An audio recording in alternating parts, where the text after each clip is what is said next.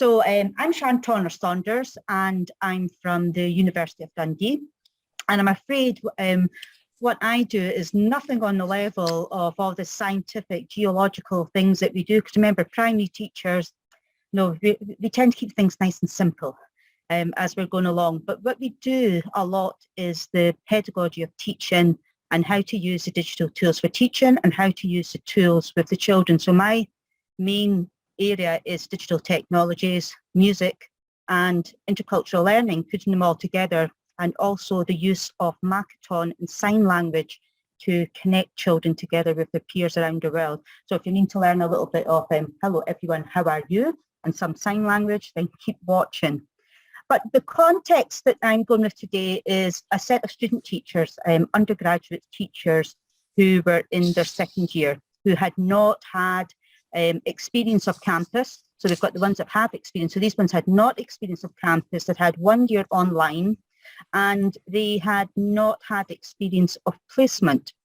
So therefore, normally you would get a placement in first year at the University of Dundee. They did not have this. They had an online experience instead. So this is them now in their second year. And these students, they're a little bit disengaged in some of the things that they're doing. But these students also have to have a high level of digital literacy, and it's a requirement by the Scottish Government that student teachers have this to enable them to be successful in the profession that they're going into. So the Scottish Government do that in general, that everyone should have a basic level of digital literacy, but they also, the General Teaching Council for Scotland, when the students are assessed out in school on placement, the students have to show that they can use digital technology for teaching and learning, and that they can teach ICT to the children so that the children are developing their digital competences as well. So they're all requirements that they have to have and that they have to put into the course. So how do we do this at the moment in the course at the moment? So we do it through the personal skills where they've got going to develop their personal digital literacy skills, and every student who comes into the university, they sign a disclaimer before they actually get into the course, so at the actual interview, to say that they will undertake a digital literacy module which has basic digital literacy skills within it, so that they're competent. We feel like, yes, you will be able to do some very basic competent digital things that would enable you to be able to come into the profession. So they agree to do this, and you do this at the very beginning. The part when Joanne was talking about how do we support the students with the online learning, we have IT inductions with the students at the very beginning that goes over for the whole week. And I break it down over the whole week, where we're going to do different sets of skills to enable them to be successful in the online environment that they're going to be going into. So there's lots of things for the personal skills that we look at. We then look at the pedagogy, and with pedagogy, they have various inputs.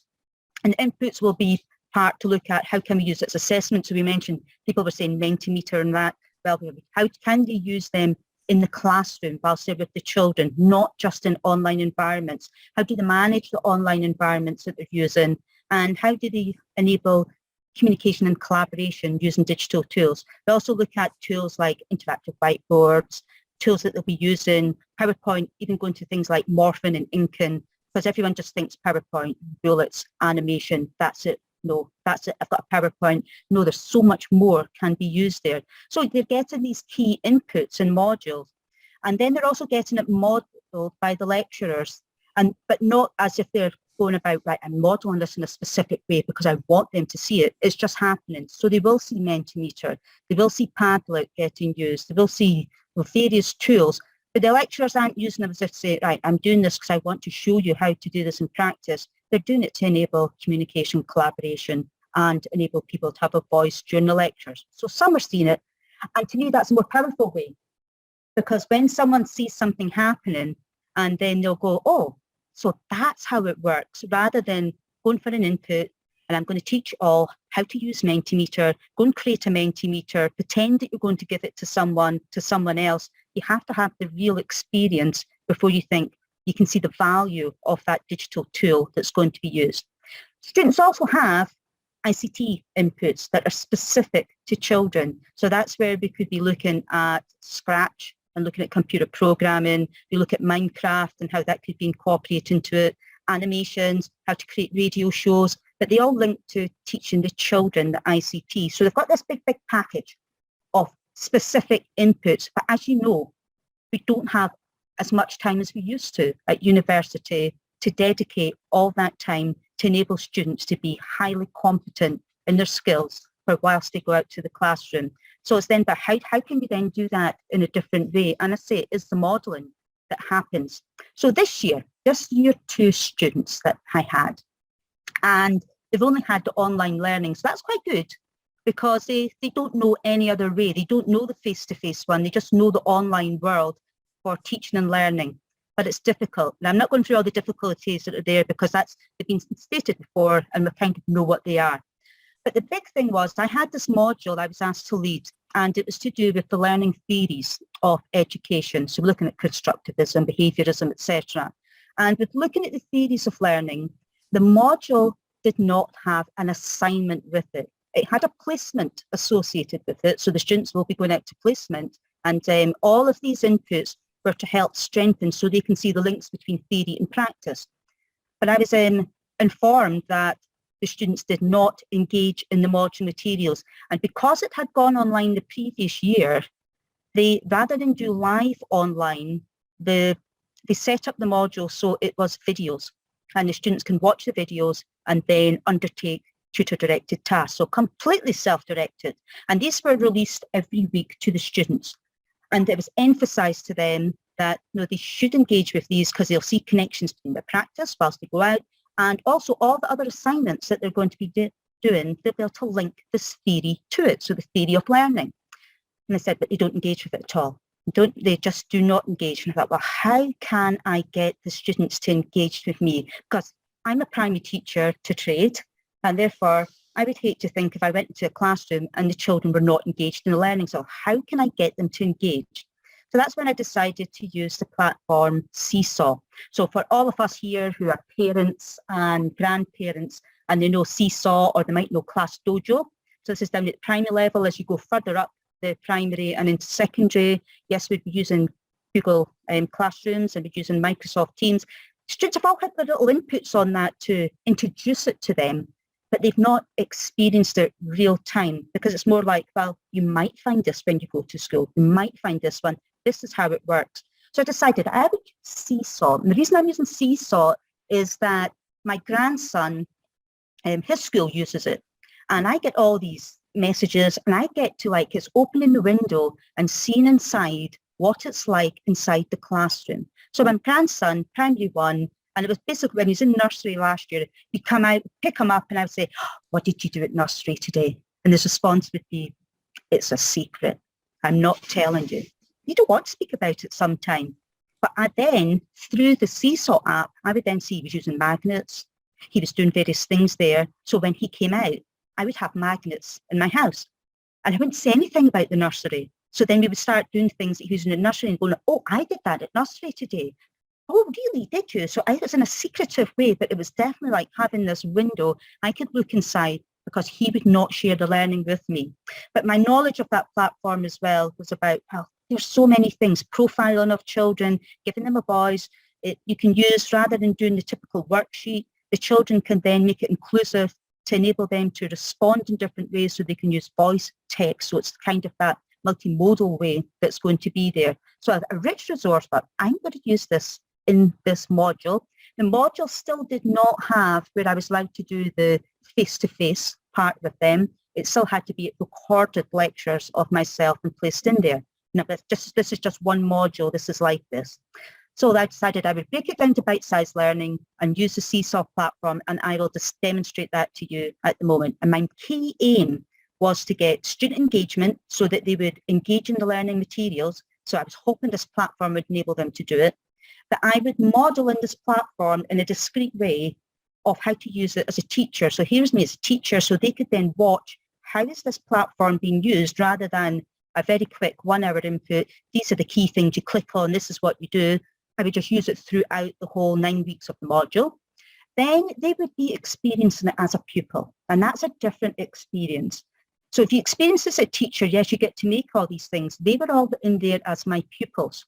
So they're then at this other side experiencing what does it feel like as a pupil using this platform, and what does it look like on the other side as a pupil. So they're getting a multi-side there, so we're getting teaching and pupil. It was preparing them for this first placement that they're out on now, because schools are using this tool. And to go in and just suddenly be like, oh, what is this tool? Now they're going to have a deeper understanding of it before they actually find it. And as we were saying earlier, we've got so many platforms we use, we get so confused. So it was trying to, yes, we're using Blackboard at university. We sometimes use Teams. Here's this other one, and I'm going to use it in a very discreet way. And then inside there, the platform, it was using the tools that teachers were using in the schools, for example, Jamboard and Sway. So it's shown that they can integrate these all into one place, just like we do when we're using our own environments in Blackboard. You can place them in there. So do you mind now if I share my screen and we go across to Seesaw? Is that okay? Perfect. No, that would be great. Okay, just give me 2 seconds. And because I've not been using Zoom for such a long time, I've got to remind myself, where do I share the screen? So here we go.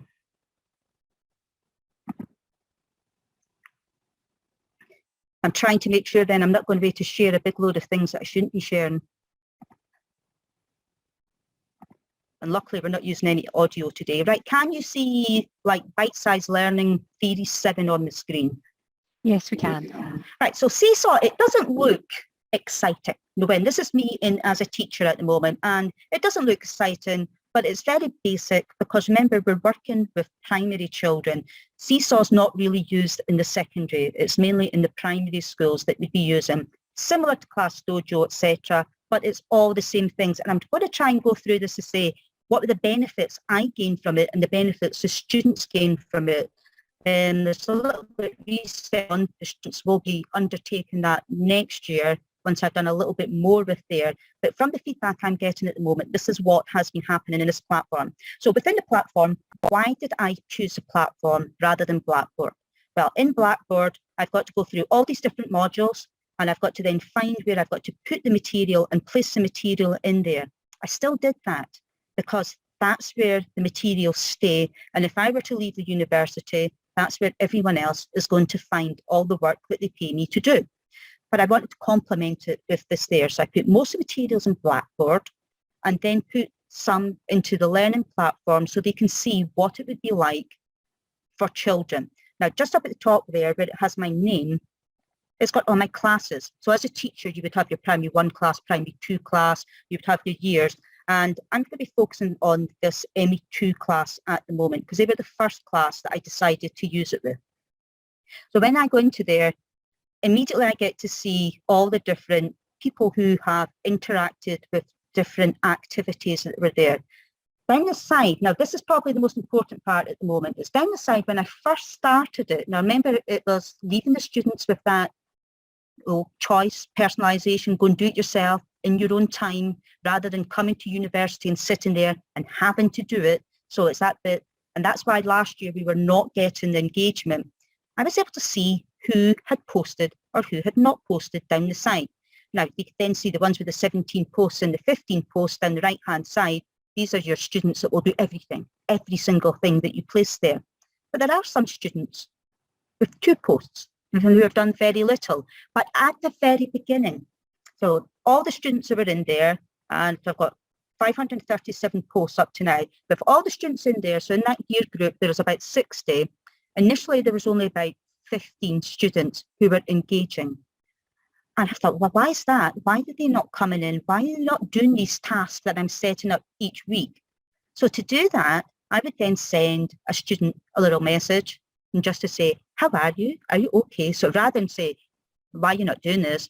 It's to kind of help you. Are you struggling with something? And what I learned from that is that there were many students struggling, not with the material, but they were struggling with the online life or other personal things that I didn't know about. Now, being a primary teacher, that's what it's about. A primary teacher is about finding out what are the problems and barriers to someone's learning and helping them. When I became a lecturer, I tend to put things online. You leave it. If you do it, fine. If you don't do it. But that, as much as that personal part of it, it tends to go a little bit to the side. We do have our personal things we do with the students, but as a big group, sometimes you leave them to it. So then it was by giving support and letting them see, I'm here if you need help. You don't get it in your workload for that bit there, but you don't get it in your workload as a primary teacher as well. It's part of the workload. So therefore, I was able to find out who needed help and then started through giving emails, not through here, because I didn't use a communication tool through here because I wasn't sure whether they were all on the actual app at that moment in time. So I still used email as my main form of communication, and this complemented what I was using. So they were then all placing activities there. And for me then it was like, that's it. I am now getting engagement from the students. And it was up to them whether or not they wanted to do it. And they were getting instant feedback, and it helped. In Blackboard, I would have to go and put things in forums or put things on Mentimeters or Padlet, go to that bit and then make responses to there. I was able to give these individualized responses because they were just popping up on my phone, and I could quickly go, oh, someone's done that, and I will respond to it instantly. It just made life a little bit easier, and it reminded me of being a primary teacher 13 years ago, such a long time ago. So using that was the benefits for me and the students, because now I was getting more engagement.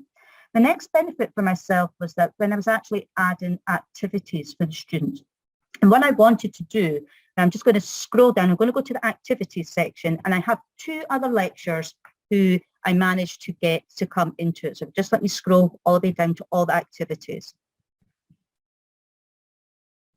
Okay, to my first. So demonstrating that modelling part of being a teacher in an online environment. And it's not just the online environment, I'm also modelling to them. You've got children in schools who are going to have iPads, you're going to go into classes where they're going to have laptops. It's not all about doing teaching at a distance and using the technology. It's about using the technology as well in the classroom setting and face-to-face. So what I did is, you could see with the first one, very child-friendly, to show them that we can have little icons to represent. So for children who have got English as additional language, or we've got children who are finding it difficult to read, then you can use icons within there. And there's different ones I have where this one here, I put a video inside. So the video's got myself where I'm explaining to children to show them, stop putting everything as text. So you can put a video in there so the children can then listen to and see you and listen to what you're saying. You've been doing demonstrations. And that's wonderful as a teacher, because sometimes you might do a demonstration and then that's it done. And then you're like, oh, how do you do that? Whereas if the video's been made, the children can go back and, as we say, rewatch and replay and help their learning and understanding of something. So I've got ones with videos, but what I was doing each time was I was asking them to then use a different tool to actually respond back to me. So the first one, what I liked was when I clicked on it, you'll see that all students, not all students, because some students were not there on the day, I did this actual one live at the first lecture to introduce them to learning theories. But some students, now just going to go down, responded in a different way. So this student down here decided to respond, rather than using text, that she decided to respond using a little mind map. And it shows that, well, that's inclusion, it's learning. It doesn't have to be as a textual response. You can use any way that you want. So that was what was coming through that part there. Then what I use, and I'm going to go back again to another example if I go further up. So that one's by another lecturer. Just give me. I started then using Sway.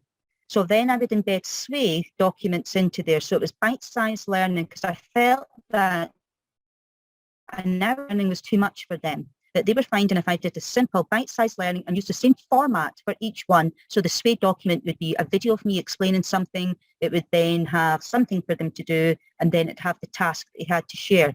But each time... Sharon, 2-minute warning. Okay, so each time that they shared it, then it could either be by picture. So it's going to be a picture at this one up here.